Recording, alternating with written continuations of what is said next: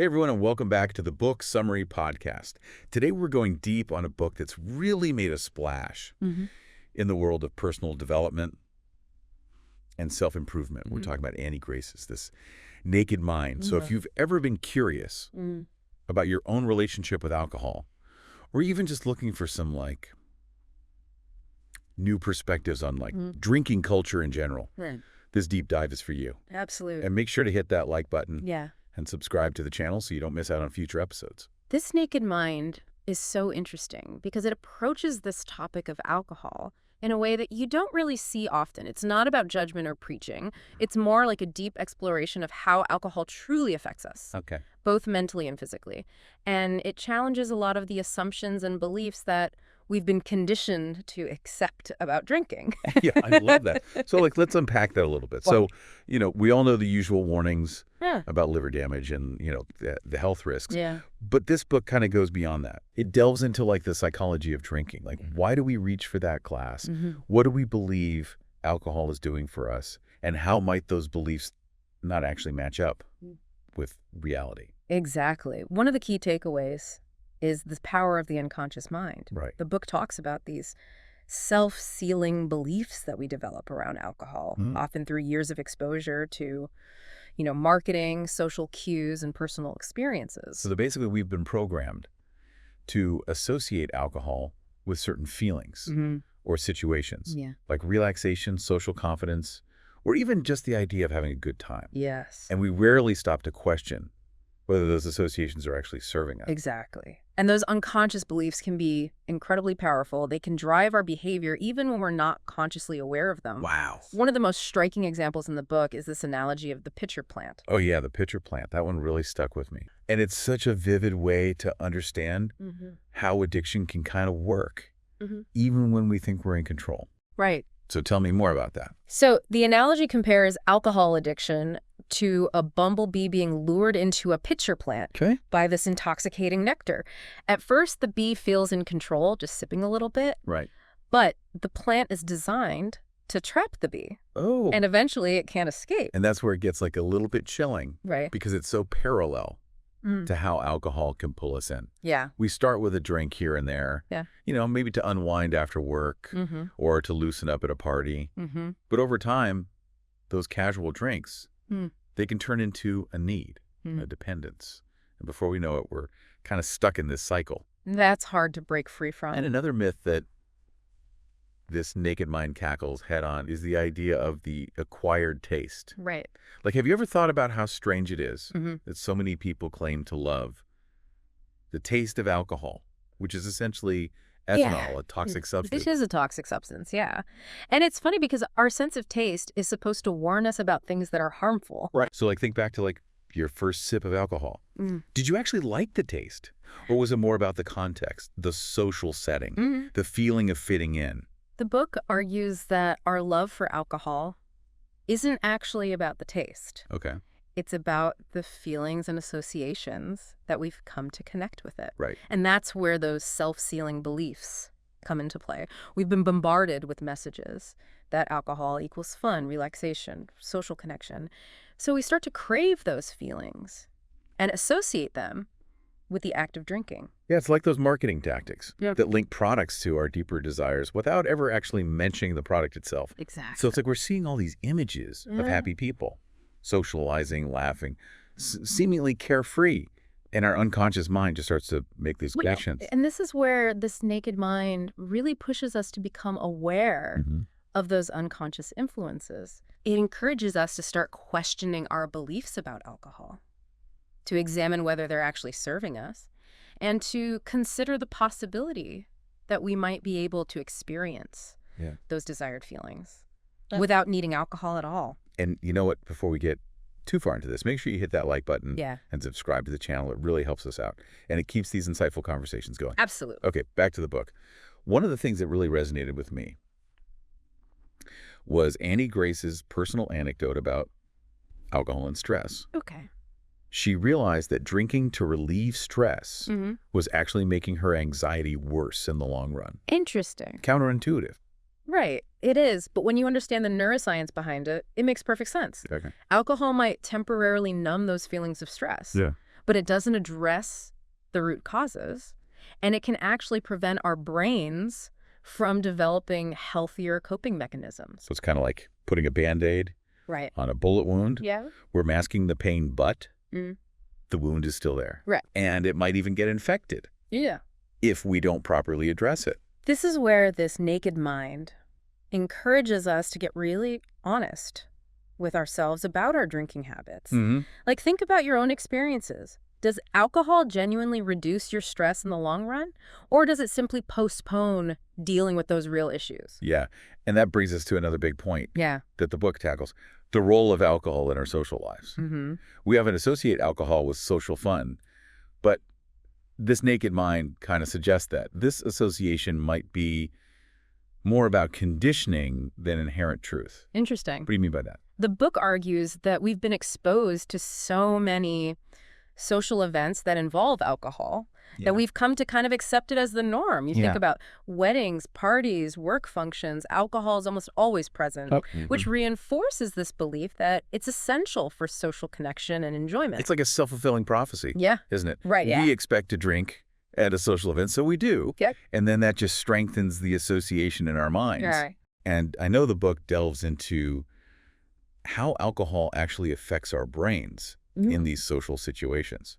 It does. Alcohol's effect on dopamine, that neurotransmitter associated with pleasure and reward, creates a cycle of craving and dependence. So we end up feeling uncomfortable or even anxious in those social situations where we're not drinking, Okay. even if we previously enjoyed those situations without alcohol. So it's not just a social expectation. It's like a literal chemical reaction happening in our brains. Yeah. And this naked mind invites us to imagine a different reality, one where social enjoyment stems from genuine connection, shared experiences, personal confidence, rather than alcohol-induced disinhibition. So think about it. What if you could go to a party and feel completely comfortable and engaged without needing a drink to loosen up? What if you could connect with people on a deeper level without that artificial barrier that alcohol can sometimes create? It's a pretty compelling vision, isn't it? It is. And it makes you wonder what's possible when we start to challenge those deeply ingrained beliefs about alcohol and our social lives. I love that. And you know what else is interesting? This naked mind explores this concept of spontaneous sobriety. Yeah, okay, spontaneous sobriety. What's that all about? Which challenges this idea that quitting drinking has to be this long, arduous battle of willpower. So tell me about spontaneous sobriety. It's this idea that some people are able to quit drinking effortlessly, almost overnight, because they make a clear, unwavering decision. Interesting. Kind of like a soldier returning home and simply refusing to touch heroin again. Wow. Okay, so it's not about willpower, which we all know can be fleeting. Yeah. It's about like a deep internal shift in mindset, like a complete reframing of our relationship with alcohol. Exactly. Wow, okay. And this naked mind suggests that we all have the potential for this kind of transformation, that it's about finding that line in the sand and making a firm commitment to ourselves. So what would it look like for you to make that kind of commitment, to decide that alcohol no longer serves you and that you're ready for a different experience? Yeah, that's a powerful question to consider. And it's one that this naked mind encourages us to explore in depth. Okay, I love that. Now, it's important to acknowledge that quitting or even reducing alcohol intake can come with physical withdrawal symptoms. Right. Especially for those who've been drinking heavily or for a long time. And the book doesn't shy away from that reality. No, it doesn't. It talks about the importance of seeking medical support if needed, especially if someone is experiencing severe withdrawal symptoms. Right. But here's where this naked mind offers a really interesting perspective shift. Okay, I'm curious. What's that? It reframes those withdrawal symptoms as a positive sign. Wait, positive sign? How so? The book suggests that instead of fearing those symptoms, we can view them as evidence of our bodies healing themselves. Oh, wow. Think of it as your body finally getting a chance to detox, to reset, to break free from the grip of alcohol. So it's like those initial aches and pains are actually a sign that we're on the road to recovery, that we're reclaiming our health and well-being. Exactly. That's a really encouraging message, and it's one that I think a lot of people need to hear. Yeah. It's not about punishing ourselves for our past choices. It's about celebrating the fact that we're taking steps to create a healthier and more fulfilling future for ourselves. And that's ultimately what this naked mind is all about, empowering us to make informed choices about alcohol, to break free from the myths and misconceptions that surround it, and to discover the incredible possibilities that await us when we choose to live a life that's free from its grip. And hey, if you're finding this deep dive helpful and insightful, don't forget to hit that like button and subscribe to the Book Summary Podcast. Yeah. We've got a lot more deep dives coming your way, covering all sorts of fascinating books that can help you grow, learn, and transform your life. Now, we've talked about the psychological aspects of alcohol, but this naked mind doesn't stop there. It actually dives into the science of how alcohol affects different parts of your body, and it's pretty eye-opening. Okay, let's get into that. So we all know that there are physical risks associated with drinking, but this book really breaks it down in a way that's both informative and honestly kind of mind-blowing. So you know that feeling of being tipsy, that lightheadedness and slight euphoria? It's actually caused by alcohol messing with your neurotransmitters. Okay. Specifically, a release of serotonin, which regulates your mood, and sometimes even endorphins, which are responsible for feelings of pleasure. So wait, are you saying that alcohol actually triggers those feel-good chemicals in our brain? It does, but here's the catch. Your brain doesn't know what to do. With the sudden, unnatural surge of neurotransmitters, Okay. it tries to compensate and restore balance, Right. which over time leads to building up a tolerance. So you need more alcohol to get the same effect, and eventually you can experience dependence and withdrawal symptoms when you're not drinking. Wow. That's kind of wild to think about. So basically our brains are fighting against the very thing that's supposed to be making us feel good. In a way, yeah. And the long-term effects are even more concerning. Okay. Heavy drinking can actually cause permanent alterations in your nerve cells. Oh, wow. And even reduce the size of your individual brain cells. It can impair your thinking skills, your memory, and your attention. It's kind of scary to think about the damage that we might be inflicting on ourselves. Yeah. Especially when you consider how alcohol impacts other vital organs like your heart and liver. Absolutely. Yeah. You know, your heart works incredibly hard to pump blood throughout your body. Yeah. Well, alcohol can release stress hormones that constrict your blood vessels, Yeah. elevate your blood pressure, and potentially lead to hypertension. Right. And over time, this can stiffen your blood vessels and contribute to heart disease. And then there's the liver, which is basically our body's filter Mm-hmm. for toxins, including alcohol. Yes. And the process of breaking down alcohol actually creates even more toxins, No. which further damage your liver cells. This can lead to inflammation, weaken your immune system, and disrupt your metabolism. It's a chain reaction that contributes to a whole host of health problems. So it's not just about the immediate risks of getting drunk Right, or the long-term consequences of heavy drinking. right. Even moderate drinking can have these subtle cumulative effects on our bodies. Yeah. And this brings us to another important point the book makes, the link between alcohol and cancer. You know, there's a growing body of evidence linking alcohol consumption to various types of cancer, even at what many would consider moderate levels. Okay. It's challenging the idea that there's a safe amount to drink when it comes to cancer risk. That's pretty sobering information. Yeah. And it's something that we don't often hear in those casual conversations about drinking. Right. But this naked mind really brings those risks to light, encouraging us to make more informed choices about our health. And it's not just about the physical risks. The book also delves into how alcohol affects our decision-making and our perception of risk. You know that whole liquid courage myth? Yeah, like alcohol makes us brave and adventurous. Well, this naked mind highlights how alcohol can actually lead us to take unnecessary risks. Okay. By numbing our natural fear responses, it gives us this illusion of courage. But in reality, it's just impairing our judgment. So it's less about being brave and more about being reckless, Exactly. which can have some serious consequences, Yeah. especially when it comes to things like driving under the influence or engaging in risky sexual behavior. Right. Alcohol doesn't make us smarter, braver, or more in control. It actually does the opposite, clouding our judgment and increasing the likelihood of making decisions that we might later regret. This naked mind also explores how alcohol influences our social interactions and how we perceive ourselves in those situations. It's like we've been conditioned to believe that we need alcohol to be funny, outgoing, or attractive to others. Right. And that can lead to a lot of social anxiety and pressure, especially for those who are naturally introverted or shy. It's like we feel this need to perform, They, to put on a show, right. to be someone we're not, all because we believe alcohol will make us more socially acceptable. But this naked mind argues that we're actually selling ourselves short by believing this. Yeah. It suggests that genuine connection and social enjoyment come from being our authentic selves, Yeah. not from masking our personalities with alcohol. And that's such an empowering message, isn't it? It's about embracing who we are and finding confidence in our own unique qualities rather than trying to fit into some preconceived mold of what's considered socially acceptable. I love that. Welcome back to part 2 of our deep dive into this naked mind. Last time we were exploring how alcohol can kind of subtly hijack our brains, impacting everything from our stress levels to our social interactions. And now I think it'd be interesting to explore this idea of spontaneous sobriety. Yeah. Which might surprise those who think that. Quitting drinking always has to be this, like, struggle. Yeah, I'm still kind of thinking about that concept from last time. It's so different from the usual white-knuckle image of willpower Right. we often associate with sobriety. Yeah. So this naked mind presents this idea that quitting can actually be effortless for some people. They simply make a decision and poof, the desire for alcohol vanishes. Wow. So tell me more about that.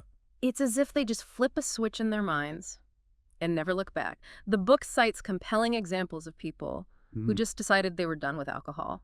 And it stuck. They didn't go through years of therapy or intense cravings. They simply moved on. I can imagine some people listening to this might be skeptical, thinking like, that sounds too good to be true. Right. But this naked mind explains that there's actually a growing body of research that supports this idea of spontaneous sobriety. Right. And it challenges this view that addiction is always this insurmountable beast that you wrestle with forever. The book suggests it's more about fundamentally shifting your mindset towards alcohol. Okay, so instead of constantly fighting cravings, it's about reaching a point where you no longer see alcohol as desirable or beneficial. It just loses its appeal entirely. Exactly. It's about aligning your actions with those newly defined values and goals that don't involve alcohol. Okay. So this naked mind suggests that this type of transformation is possible for many of us, but it requires a few key ingredients. I'm curious, like what? Self-awareness is a big one. You have to be honest with yourself about your relationship with alcohol, the role it plays in your life, and the impact it's having on you. It takes honesty to challenge those deeply ingrained beliefs you might have about needing alcohol to be happy, to relax, or to be social. Right, that's tough work, right? Like this naked mind doesn't shy away from the inner reflection that's required to really make this change. It doesn't. It also emphasizes the importance of commitment. It's about drawing that line in the sand and saying, this is where I stand. I'm choosing a different path for myself, one that doesn't involve alcohol. And this commitment Yeah. doesn't have to feel restrictive or like you're depriving yourself. It can actually be incredibly liberating. It can. It's about choosing freedom over dependence, clarity over fogginess, and genuine joy over fleeting pleasure. I love that. This naked mind is filled with these inspiring stories of people who've experienced this type of transformation, and their experiences paint a very different picture of sobriety than what we often see portrayed in popular culture. Right, and that's so important because so often sobriety is depicted as this dull, joyless existence. But this naked mind shows us that it can actually be vibrant, exciting, and full of possibilities. It is. It's about rediscovering those natural sources of joy and connection that exist outside of a bottle, whether it's through hobbies, passions, relationships, or simply appreciating the beauty of the world around us. And speaking of those tricky social situations, let's talk about that. Yeah. This naked mind dedicates a whole section to navigating those times when you're choosing not to drink. And it offers some really practical advice. It does, and it acknowledges that it can be a challenge, especially if your social circle revolves around alcohol, or if you're used to using it as a crutch in those situations. Right. It's almost like we've been programmed to believe that alcohol is the glue that holds social events together. Right. But the book challenges that assumption and offers alternative ways to approach those situations. One of the first things it emphasizes is being prepared with a response when someone offers you a drink. Right. It doesn't have to be this big, elaborate explanation. A simple no thank you can often suffice. I know for some people it can feel awkward to decline, especially if they're used to always accepting drinks. This naked mind suggests practicing different responses in advance so you feel more comfortable and confident when those situations arise. And if you do feel like explaining, be honest and direct. For example, you could say, I'm not drinking tonight, or I'm cutting back on alcohol for my health. You don't have to go into a long spiel if you don't want to. And we don't know anywhere an explanation. No, you don't. It's our choice Yeah. whether or not to drink. And we have the right to make that choice without feeling pressured or judged. Absolutely. And the book also encourages us to focus on building genuine connections with people rather than relying on alcohol as a crutch in those conversations. So it's about asking questions, listening attentively, and sharing our own authentic selves without needing that liquid courage to loosen us up. Which can be challenging for some people, Yeah. especially if they're used to using alcohol to mask their insecurities or to feel more confident in social situations. Yeah, the book acknowledges that. Yeah. And it offers tips for building that inner confidence. That doesn't depend on alcohol. It's about practicing self-acceptance, focusing on our strengths, and recognizing that we are worthy of love and connection just as we are. Right, and it's about remembering that. True connection comes from authenticity and vulnerability, not from pretending to be someone we're not. Right. This naked mind also encourages us to find alternative activities and social outlets that don't revolve around alcohol. So it's about expanding our horizons and discovering new ways to have fun, relax, and connect with others. It could be anything from joining a hiking group to taking a cooking class to volunteering in your community. I love it. The key is to find something that genuinely interests you, that allows you to engage with others in a meaningful way without needing alcohol to be the focal point. And I know another area that the book delves into is how alcohol can distort our perceptions of reality, particularly in these social settings. Right. It's like we put on those beer goggles and suddenly everyone seems more attractive, funnier, and more interesting. Right. But then when the effects wear off, we're often left with a very different perspective. It's a good reminder that alcohol isn't actually enhancing our social experiences. It's just creating this illusion, a temporary escape from reality that often comes with a price tag. It does, whether it's a hangover, a regretful decision, or strained relationships. That artificial high often leads to a low that wasn't worth the initial buzz. Right. So this naked mind encourages us to seek out those genuine connections and authentic experiences that don't require us to alter our perceptions or numb our emotions with alcohol. It's about being present in the moment, appreciating the people around us, and finding joy in the simple things without needing that artificial boost. I think a lot of people struggle with this idea that you can have fun without alcohol. Right. We've been so conditioned to believe that it's essential for a good time. Right, like you need it. Yeah. You need it to have fun. It's a pervasive myth for sure. But this naked mind encourages us to challenge that belief and to rediscover those natural sources of joy and connection that exist within us and around us. So I'd love to hear more about how the book suggests people deal with cravings, because I feel like cravings are often the biggest hurdle for those trying to change their drinking habits. You're right. Cravings can feel so intense and overwhelming, like this powerful force that's controlling us.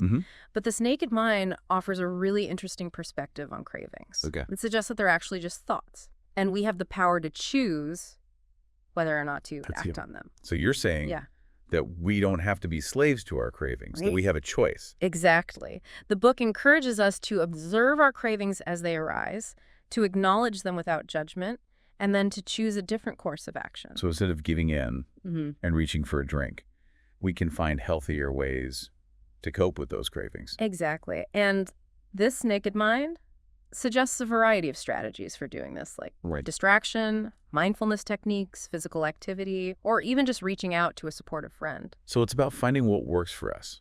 Yeah. Having a plan in place and being prepared for those moments when cravings strike. Right. And it's important to remember that cravings usually fade over time as our brains start to rewire themselves and break those associations between alcohol and pleasure. You know, we often hear about the physical benefits of quitting drinking, like weight loss, better sleep. Yeah. But this naked mind also highlights some more surprising benefits, like increased creativity. That's an interesting one, right? Because we often associate alcohol with like artists and writers as if it somehow fuels creativity. Yeah, there's this romanticized image of the tortured artist drinking to unlock their creative genius. But this naked mind challenges that notion.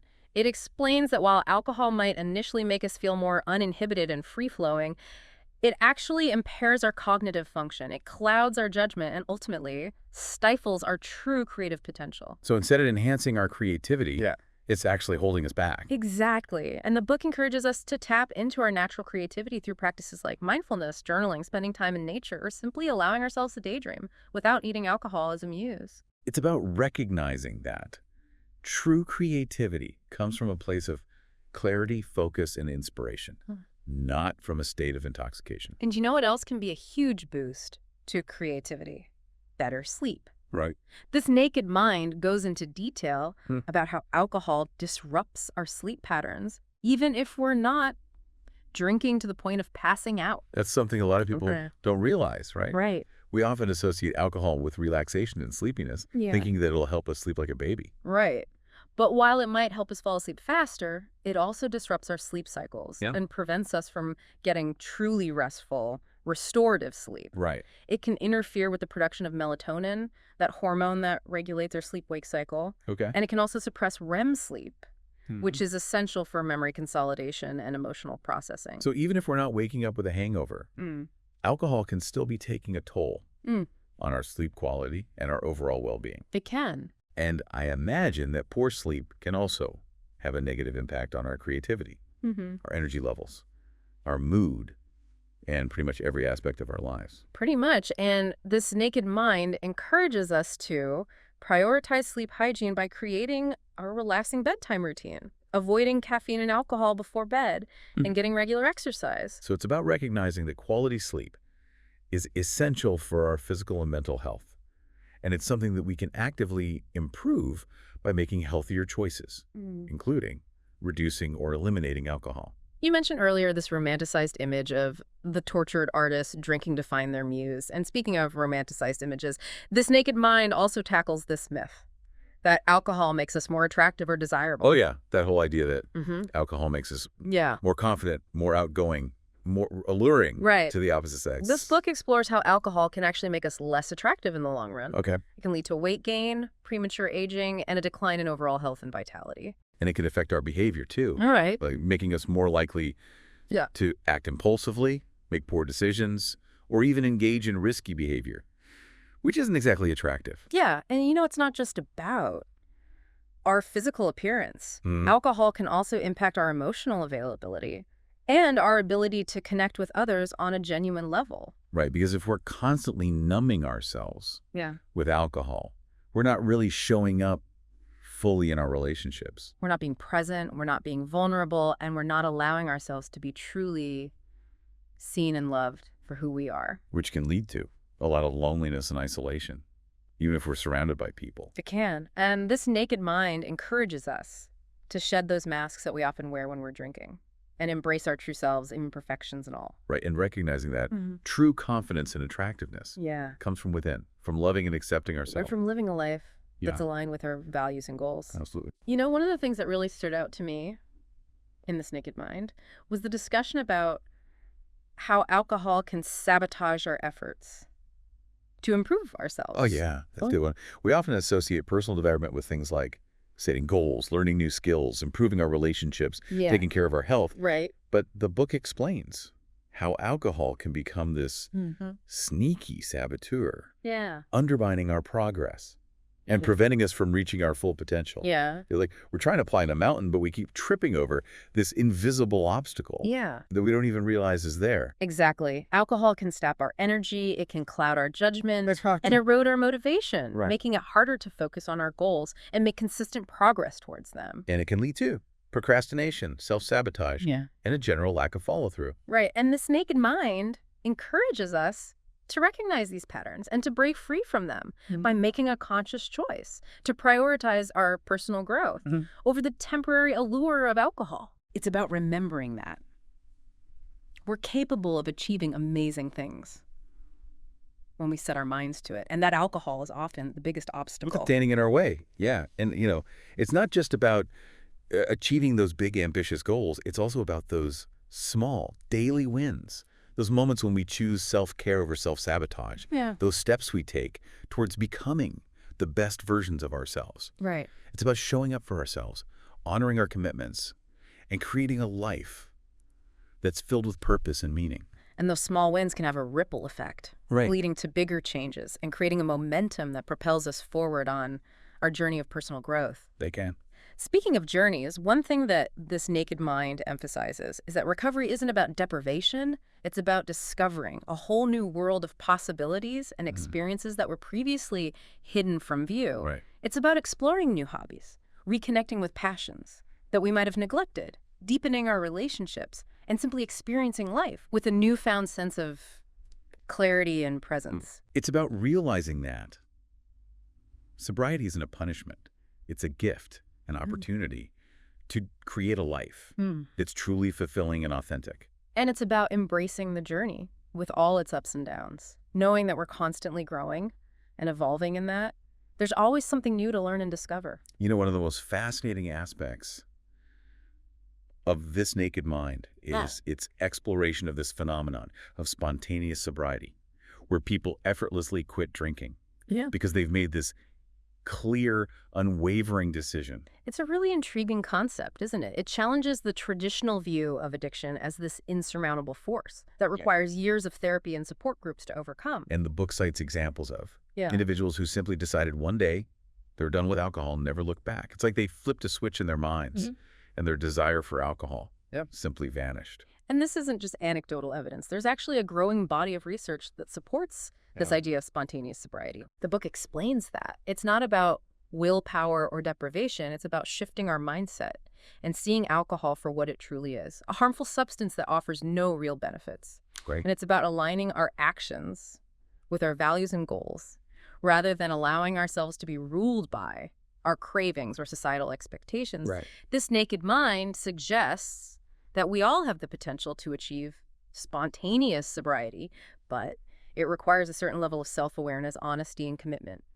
So it's about examining our beliefs about alcohol, challenging those that are no longer serving us, and making a conscious choice to live a life free from its grip. And it's about recognizing that we're not alone in this journey. There's a whole community of people who have successfully quit drinking and who are willing to share their wisdom and support. That's great. The book encourages us to connect with these individuals, whether it's through online forums, support groups, or simply reaching out to friends or family members who have made similar choices. It's about finding strength in numbers and reminding ourselves that recovery is possible, even when it feels challenging. You know, we've been talking a lot about the transformative power of quitting drinking, but it's also important to acknowledge that it's not always easy. Right. There will be challenges along the way. And this naked mind doesn't sugarcoat the difficulties. No, it doesn't. It acknowledges that. There will be times when we feel tempted, when those familiar cravings resurface. Yeah. Or when we face social situations that make us question our choices. It does. The book emphasizes the importance of self-compassion during those difficult moments. It's about recognizing that slip-ups are part of the journey and that they don't define us or mean we failed. Yeah, it's about learning from those experiences, dusting ourselves off, and getting back on track with renewed determination. And it's about remembering that we're not alone in this. There are countless people who have faced similar challenges and have come out stronger on the other side. One of the things I found really helpful in this naked mind was this discussion about how alcohol can hijack our brains and make us believe things. Welcome back to the final part of our deep dive into this naked mind. We've covered a lot of ground, exploring the myths that we believe about alcohol, the ways it affects our minds and bodies, and even how sobriety can be a journey of rediscovering yourself. Right. And in this last section, I think it's important to address something that this naked mind does so well, and that is reframing the way we think about withdrawal symptoms. Because for a lot of people, the fear of those symptoms is a major barrier to even considering quitting drinking. Right. We've been conditioned to think of withdrawal as this like awful, terrifying experience, something to be dreaded and avoided at all costs. Right. Like it's a sign of weakness or confirmation that you're hopelessly addicted. Right. But this naked mind offers a completely different perspective. Okay. It explains that while those symptoms can be uncomfortable, they're actually a sign that your body is healing. Wow. That's a powerful reframe. So instead of viewing withdrawal as this enemy, we can see it as a sign that our bodies are finally getting a chance to detox, to reset, Yeah. and to break free from the grip of alcohol. Yeah, imagine it like this. Your body has been working overtime for years, processing all that alcohol, trying to keep up with the demands you've been placing on it, and now, finally, you're giving it a break. It's like you've been running a marathon, and now you're allowing yourself to rest and recover. I love that. So this naked mind encourages us to be kind to ourselves during this process, Yeah. to honor our body's needs, and to seek support if we need it. And it reminds us that those symptoms are temporary, they will pass. Yeah. And on the other side is a life of freedom, clarity, and vitality.